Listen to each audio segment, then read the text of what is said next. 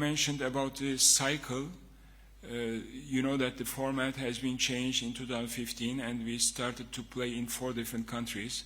I think that has again proven to be a success.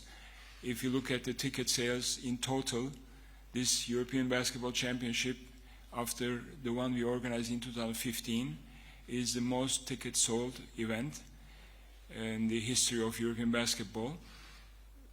The reason maybe in France was that we played that final phase in an arena which had 35,000 seat capacity.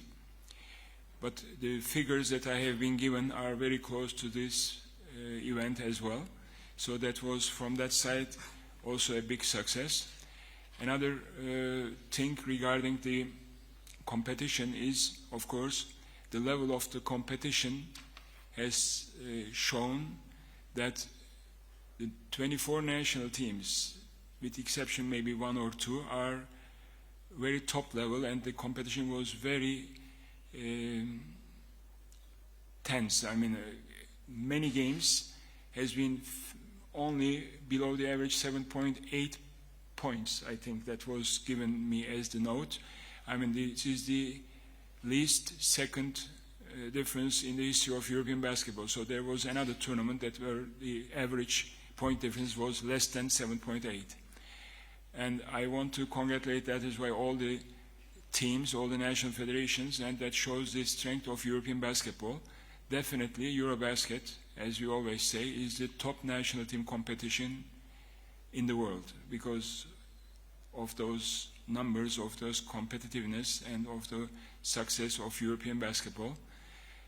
And last but not least, of course, the media coverage was great. There were a lot of accredited newspapers, I think media people, 1,200 in total, and they helped us a lot to provide the information as fast as possible and as wide as possible. I would like to thank you all of this for this as well.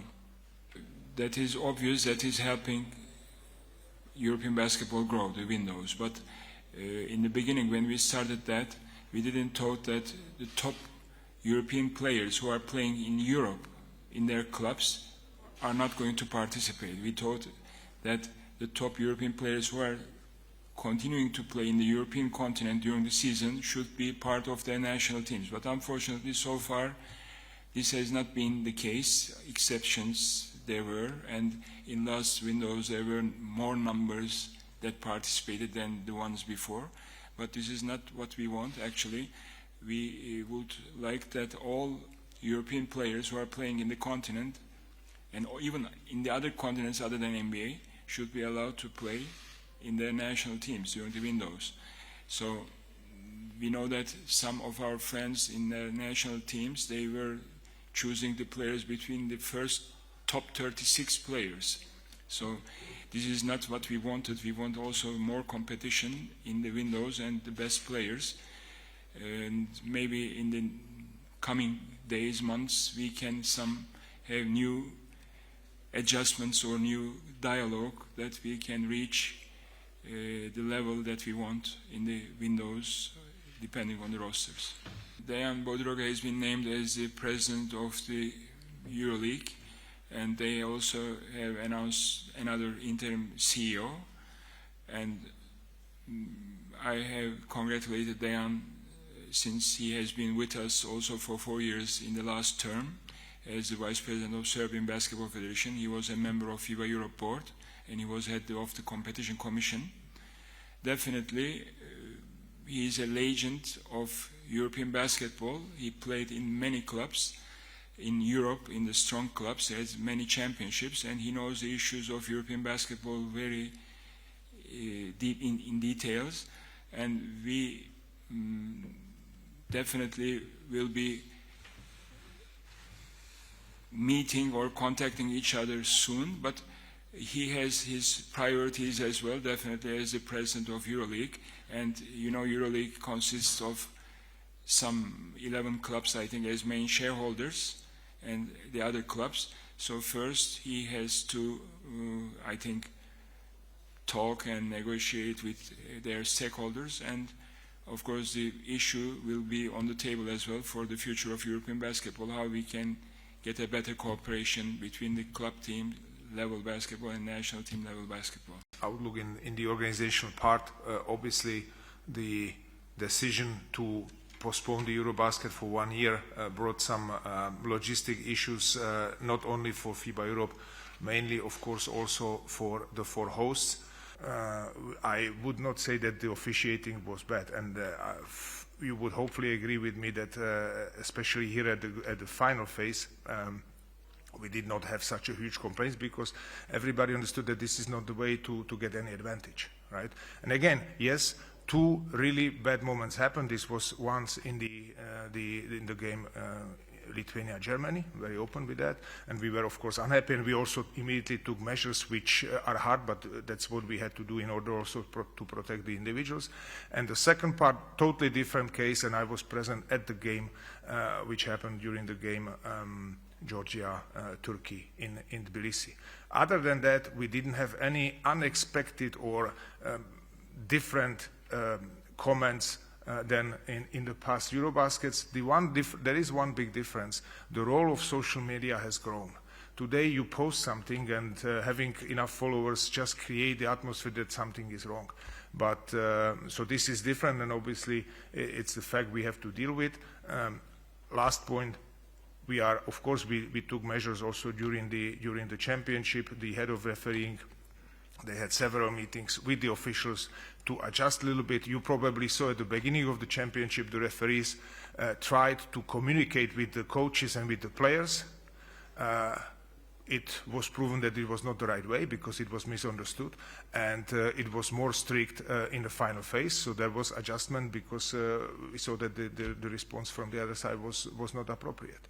So this is what I would say to the topic of the officiating. And again, you can check all your records from 2015. Not so much 2017, but you can check 2015 records. I think this is what Mr. President said. Obviously, it's in our interest not to have here only the top players, but also the top coaches and top officials. I would not agree with you that the rankings presented somewhere else are the rankings we have. But this is discussion we can have. Generally, I would have one comment. It was I had the feeling at the beginning of the championship that the referees who were here, that they've never refereed games, all these EuroLeague clubs. They referee in their national championships every Saturday and Sunday, also the top teams.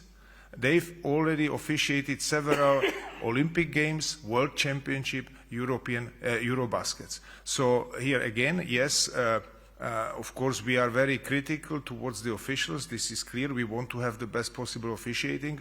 Unfortunately, I can assure you we will not have games without mistakes of the referees, as we have no games without mistakes of players and coaches. That's just the nature of the game. It's a game of mistakes. We try and do everything possible in the educational process with the referees to minimize the mistakes. And the rest, as I said, of course we want to have the best players and best performance in every sense of the game here at the EuroBasket. For me, it's very easy at this moment now, because my friend Turgay and Kamil, the president and the executive director, they say everything, so it's very easy for me. They say thank you to the volunteers. I can say this also. It was great.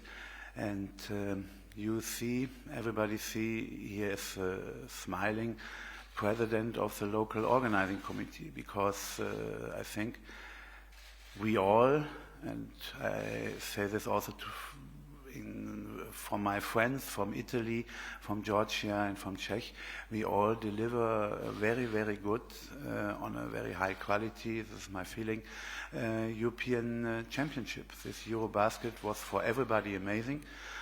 And we was happy with this. And when you have also the chance that the home team at the end going to the semifinals, it's also great and good for every host, and also good for the spectators who are inside. So on this side, thank you very much to FIBA. Thank you very much to the whole board of FIBA to give us four nations the chance to show in which way we love basketball and in which way we are working for basketball.